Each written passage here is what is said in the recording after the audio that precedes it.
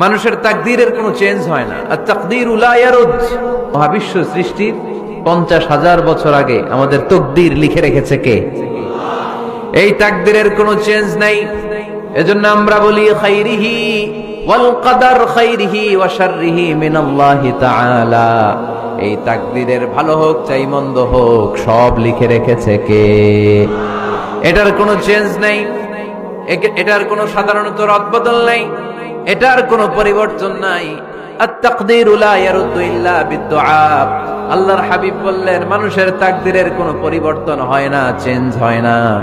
তবে তাকদীরের কিছু অংশ যদি কখনো চেঞ্জ হয়ে যায়, দোয়ার বদৌলতে আল্লাহ এটাকে চেঞ্জ করে দেয়। যুদ্ধে যেমনি সেনাবাহিনীরা মিসাইল হামলা করে, মিসাইল হামলা করলে যেমনি মিসাইল লক্ষ্যবস্তুতে যে ভেদ করে, দোয়ার মতো দোয়া করতে জানলে দোয়াটাও লক্ষ্যবস্তু যে স্পর্শ করে। সুবহানাল্লাহ পড়বেন না?